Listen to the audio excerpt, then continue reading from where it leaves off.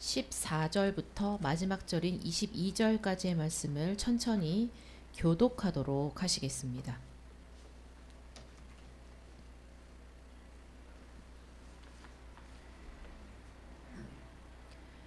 그는 우리의 화평이신지라 둘로 하나를 만드사 원수된 것 곧 중간에 막힌 담을 자기 육체로 허시고 법조문으로 된 계명의 율법을 폐하셨으니 이는 이 둘로 자기 안에서 한 사람을 세워 화평하게 하시고 또 십자가로 이 둘을 한 몸으로 하나님과 화목하게 하려 하심이라. 원수된 것을 십자가로 소멸하시고 또 오셔서 먼데 있는 너희에게 평안을 전하시고 가까운데 있는 자들에게 평안을 전하셨으니 이는 그로 말미암아 우리 둘이 한 성령 안에서 아버지께 나아감을 얻게 하려 하심이라. 그러므로 이제부터 너희는 외인도 아니요 나그네도 아니요 오직 성도들과 동일한 시민이요 하나님의 권속이라. 너희는 사도들과 선지자들의 터 위에 세우심을 입은 자라. 그리스도 예수께서 친히 모퉁이 돌이 되셨느니라. 21절 22절 천천히 합독하도록 하시겠습니다. 그의 안에서 건물마다 서로 연결하여 주 안에서 성전이 되어가고 너희도 성령 안에서 하나님이 거하실 처소가 되기 위하여 그리스도 예수 안에서 함께 지어져 가느니라. 아멘. 오늘은 우리가 3.1절 우리 공휴일이고, 그래서 내일은 대체 공휴일로 우리나라를 쉬고 있습니다.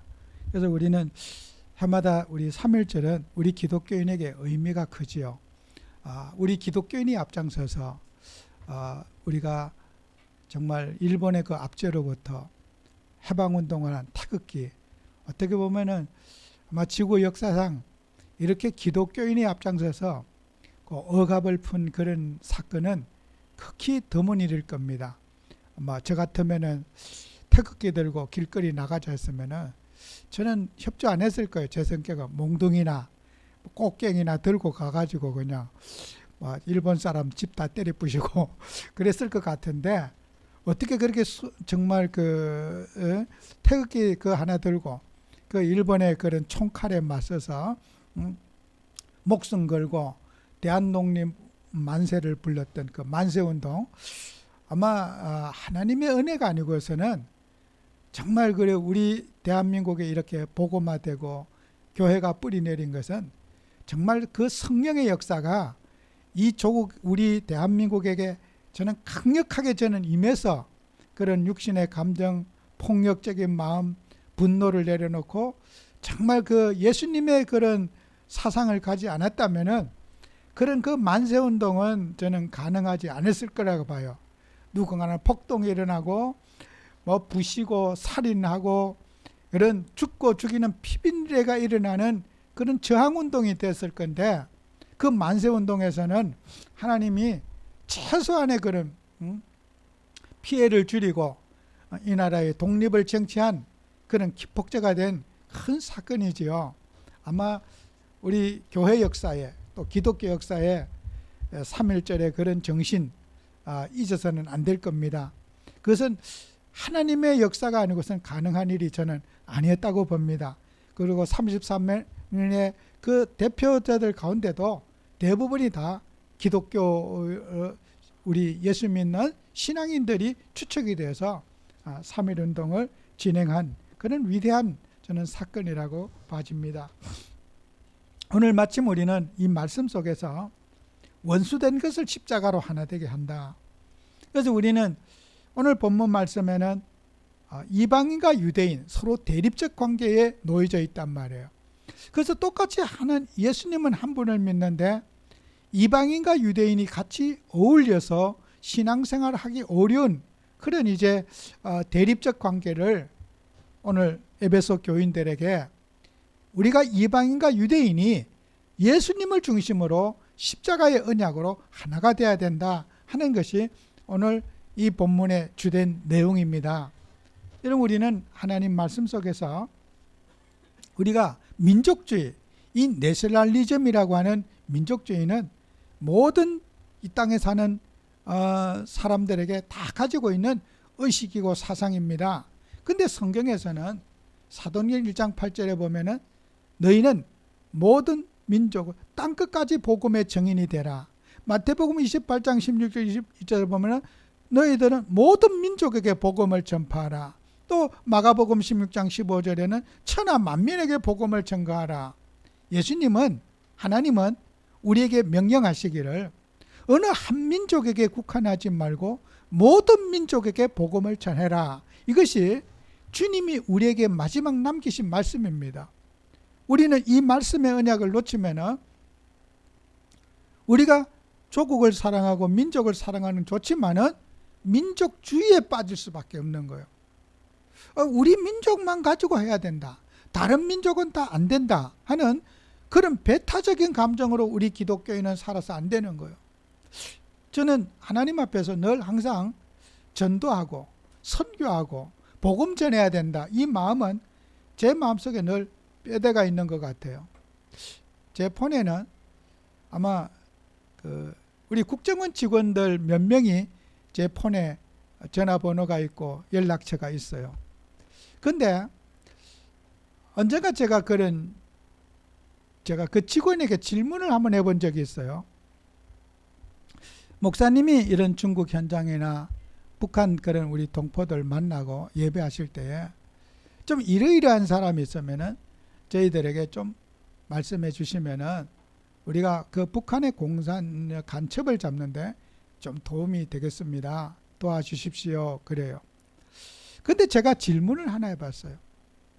목사가 하나님의 사람들을 간첩을 누군지는 간첩이 있는지 없는지 모르잖아요. 목사가 예를 들어서 우리 권사님 주사님 왔는데 혹시 간첩이 아닌가 하고 의심의 눈빛으로 제가 그렇게 본다면은 복음을 전할 수 있겠습니까? 사람의 한 마음에 두 마음을 갖고 할 수가 없잖아요. 사람을 째려본다든지 그 사람을 딱 의심하면서 막 행동을 살펴다든지 이러면은 이 그리스도 예수의 사랑으로 하나님의 백성을 사랑하고 전도하고 그들을 영적으로 변화시켜야 되는데 딱 째려보고 저게 행동을 뒷걸음질을 보고 말투를 보고 뭐 육하 원칙을 보고 이렇게 목사가 만약에 그렇게 판단한다면 제가 목사할 수 있겠느냐고 물어봤어요. 그래가지고 전도할 수 있겠습니까? 정말 우리가 공무원으로서는 국가의 부름을 받아서 간첩을 잡는 게 직업이에요. 목사는 간첩 잡으러 다니는 것이 아니라 전도하러 다니고 이 복음 전하러 다니고 생명 전하러 다니는데 간첩이 임에 써 있지는 않지만은 누구들 만나든지 간에 목사는 예수님의 말씀을 전하고 복음을 전해야 된다. 간첩이 변화돼서 예수쟁이가 될 수가 있는 것이고, 그죠? 저는 하나님 앞에 생각해 봤어요. 제 질문해 봤어요. 목사님이니까 당연히 그러셔야지요. 제 말에 동의를 하는 거예요. 목사님이니까 당연히 그러셔야지요. 그러나 우리에게 좀 어떤 여러 가지 정보는 저희들 수집하면 좋겠습니다. 예, 알겠습니다. 여러분, 하나님이라면서요. 우리가 간첩, 우리 대한민국의 이념으로 대립되면 간첩을 잡아야 됩니다. 저도 잡기를 원해요. 그래서 이렇게 보니까 간첩 한 명 신고하면은 3천만 원 이런 게 있더라고요. 와, 이거 돈 되는데 이거 가지고 만약에 잡으면은 이렇게 참 좋은 데 쓰고 좋을 텐데, 여러분, 우리는 하나님께서 국가가 준 이념이 있고 하나님이 주신 이념이 있는 거예요. 그죠? 여러분은 어떤 선택을 해야 됩니까? 대한민국 국가가 준 우리에게 이념이 있어요. 성경 말씀 우리 예수님이 주신 이념이 있습니다. 누구를 선택해야 됩니까? 여러분, 우리 각자가 판단의 몫이잖아요. 여러분이 애국을 하고 국가를 사랑하는 거 좋아요. 그러나 우리 예수님의 정신과 어긋난다면 우리는 반드시 검증해 봐야 돼요. 그 공무원도 저를 잘못됐다고 그러지 않더라고요. 목사님이니까 당연히 그러셔야 되겠죠. 여러분, 하나님이라 하면서 정말 우리는 이 생명의 복음을 전가하고 모든 민족 천하 만민에게 땅끝까지 복음 전해야 된다는 이 명제는, 이 주제는 우리 그리스도인에게 지상 명령인 것입니다. 선택의 여지가 없어요. 이 복음에 방해되고 이 복음 전파에 방해되는 요소들은 우리가 내려놓고 정말 우리는 주님의 말씀과 주님의 명령을 따라 살아가는 그리스도의 제자가 되어야 된다는 거예요. 정말 우리는 세상에 살면서 이런 거, 창세기 12장 2절에 보면은 아브라함에게 하나님 말씀하십니다. 너는 본토 친척 아비집을 떠나서 내가 내게 지시하는 땅으로 가라. 내가 너로 큰 민족을 이루겠다.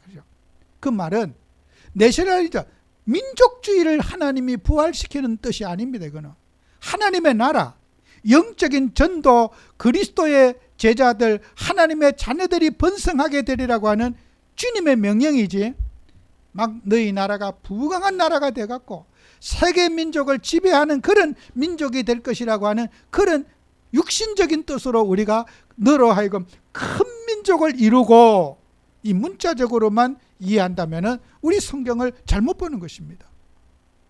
하나님은 아브라함을 불러서 하나님의 나라, 구원의 복음의 역사와 전도와 선교 역사를 이루기 위해서 메시아 언약을 성취하기 위해서 그 하나님의 백성이 늘어나는 큰 민족을 이루게 너를 통해 할 거라. 너는 복이 될지라. 그것을 하나님은 아브라함에게 부르실 때 육신의 나라가 아닌 하나님의 나라의 확장을 위해서 하나님은 아브라함을 선택하시고 부르시고 가나안이라고 하는 변방으로 하나님이 아브라함을 인도했다는 거예요. 대한민국이 큰 나라가 되고 부강한 나라가 되고 세계를 지배하는 나라가 돼야 되겠다. 정말 우리가 국가주의에서는 우리 모두가 바라는 그런 소원이겠죠. 지배받는 민족이 아니라 지배하는 민족이 되고, 그래야 우리는 세계복음하고 전도도 하고 선교도 하고, 참 우리는 그 민족이라고 하는 그 테두리를 우리의 마음속에 벗어날 수 없습니다. 그러나 우리는 하나님의 말씀을 통해서 우리는 개개인 나라들, 우리는 모든 민족들, 사상이 안 맞고 뜻이 안 맞아도 우리는 주님의 복음을 증거하는 이 일에 우리가 올인하며 살아가는 우리가 꼭 되어져야 될 것입니다. 그래서 우리는 하나님께서, 저는 그래요, 건강이 주어지는 한, 내 인생에 정신이 있는 이상 나는 이 복음 전하고 이 사명 감당하는 일 외에 내가 뭐 할 일이 있겠는가? 또 인생에 무슨 의미가 있겠는가? 정말 내 인생이 교회를 떠나서 내가 어떤 일을 하더라도 내가 전도하고 선교하는 이 일 외에 우리 인생의 의미가 뭐가 있겠는가? 아무리 되뇌이고 생각해봐도 우리 주님의 이 그리스도이신 예수님의 복음을 전하는 외에는 내가 할 수 있는 일이 없다는 거. 저는 이거 한 가지는 아무리 자다 생각해도 내가 뭐 하면은 내 인생에 만족을 채우고 의미를 찾을 수 있을 건가? 정말 우리는 이 하나님의 말씀인 복음 전파의 사명, 이 사명을 우리는 놓쳐서는 안 될 거다. 때를 얻든지 못 얻든지 우리가 뭐하고 살아야 될 건가? 인생에 사는 목적, 우리가 인생의 삶의 목적이 분명히 세워져야 될 거예요. 이번 명절에도 이렇게 방문하니까 어디 이제 부부가 이렇게 사시면서 그런 얘기 하셔. 이 집을 빨리 팔고 싶다고 그러고, 안 팔았으면 남편은 자꾸 팔잖아. 그런데 여러분, 집이 아무리 돈이 뭐 가치가 올라서 비싸도 나이가 70이 이제 다 됐는데 이제 살면 얼마나 살겠어요? 이 팔아가지고 막 돈이 뭐 집이 뭐 그저는 그 아파트 한 채가 20억이 넘는데요. 뭐 또 그쪽에 또 개발을 또 한다고 사인을 받고 하나 봐요. 여러분, 나이가 여러분 돈 당장에 돈 쓸 돈이 없는데 이렇게 내가 깔고 앉아서 뭐냐, 자식들도 뭐 이제 다 성장했고 하니까 자식한테 물려줄 필요도 없고 내가 이것을 보람 있게 쓰고 살아야 되는데 집만 있다고 해서 돈이 하늘에서 떨어지는 것도 아니잖아요. 제가 집에 오면서 제 아내에 그런 얘기 했어요. 어떤 판단과 선택을 해도 본인의 몫이다. 여러분 그렇게 놓고 죽으면 뭐해요? 그죠? 돈 그러면 앞으로 돈 쓸 수 있는 나이가 10년 더 되겠습니까? 어디 선교를 다니겠습니까? 10년. 그러면 우리 동네 같으면 10억만 줘도 아파트 좋은 거 사요. 무엇 때문에 그런 고생하고 살 거예요? 그죠? 누구 좋은 일 하려고? 자식한테는 10원도 안 물려주고 싶다 이거예요. 여러분 본인의 몫이에요. 여러분이 앞으로 막 한 80년 돼서 막 먹고 살 거 고발 쳐놓고 90살 돼서 막 그때 가서 행복하게 살 거 해놓고 인생이요. 우리가 마음대로 되는 게 없어요. 내가 80, 90 돼갖고 막 그때 막 멋있게 쓰고 다녀야지. 글쎄요. 우리의 건강이 그렇게 녹록한 게 아닐 겁니다. 인생의 모든 것들이 자기 인생의 시간표가 있는데 그 시간표를 놓치고 그죠? 그때 가서 80살, 90살 돼갖고 내가 그때 막 마음껏 돌아다니며 쓸 거야. 글쎄요. 하나님이 그런 건강 주실지요. 그때 가봐야 알겠죠. 그죠? 제가 객관적으로 90살 돼갖고 혼자 해외여행 다닌 사람 한 명도 지금까지 본 적이 없어요. 자식이 어쩌다가 데리고 한번 다닌 적은 휠체어 태고 다닌 거는 뉴스에 가끔 나오지만은 본인 스스로 내 발로 다니면서 80, 90 돼갖고 혼자 부부간에 여행 다니는 거 저 본 적 없어요. 들은 적도 없어요. 우리 여러분이 하나님을 하면서 우리 인생이 세계복음하고 내가 헌신할 수 있는 시간, 기도할 수 있는 시간, 우리가 전도하고 내 몸을 이렇게 헌신할 수 있는 시간은 지극히 우리가 인생이 짧다는 거예요. 본인의 판단의 몫이에요. 어떤 선택, 잘했다 못했다가 아니에요. 본인이 판단해서 우리가 정말 하나님 앞에 인생의 시간표대로 자 나이가 10년 후에 그 아파트 지어가지고 22억짜리가 30억이 됐다 칩시다. 그러면은 그 무슨 의미가 있겠는가? 본인의 판단의 몫이에요. 여러분이 하나님 일을 하면서 정말 우리는 인생 시간표에 맞는 기도하고 인생 시간표에 맞는 삶을 살아야 돼요. 그래서 오늘이 최고의 날이에요. 오늘의 인도를 받고 오늘의 말씀, 오늘의 기도에 우리가 살아가야 되는 거예요. 그죠? 내일은 없어요. 내일 잘하지 말고 오늘 하루에 만족하고 오늘 하루에 감사하고 오늘의 기도, 오늘의 말씀, 오늘의 응답받고 우리가 살아가는 오늘이 우리 인생인 거예요. 미래에 살지 말고 오늘 내가 할 수 있는 일, 내가 할 수 있는 역할, 내가 오늘 정말 주님과 교회를 위해서 헌신할 수 있는 시간, 이게 오늘을만 우리는 쓰는 거지 내일은 못 쓰는 거예요. 많은 분들이 미래를 걱정하고 미래에 어떻게 할 것이다. 그 미래지향적으로 살아요. 여러분 오늘의 승리한 여러분 되셔야 돼요. 오늘의 기도, 오늘의 말씀, 오늘의 전도 꼭 여러분이 붙잡으시기 바라요. 우리의 죄송한 얘기지만은 목사들은 강단에서 하면 용기를 주기 위해서 앞으로 건강이 더 좋아질 겁니다. 이렇게 말합니다. 저도 90몇 세 된 노인에게도 항상 말해요. 더 얼굴이 좋아졌네요. 더 좋아졌고 얼굴이 막 좋네요. 아주 더 좋아졌네요. 그것은 진심이 아니에요. 위로하기 위해서 그러는 거예요. 왜 이렇게 얼굴이 좋아지셨어요? 밝고 좋네요. 여러분이 한 살 한 살 이렇게 지나면서 정말 좋아질 수 있을까요? 그거는 위로하기 위한 정말 그런 제가 은행을 하는 거예요. 인간이 어떻게 90몇 세가 됐는데 건강이 더 좋아질 수 있겠습니까? 우리 인간은 시한부 인생이에요.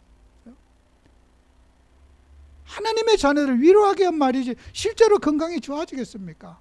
좋아질 수가 없어요. 나는 나이도 안 먹고 병도 안 들고.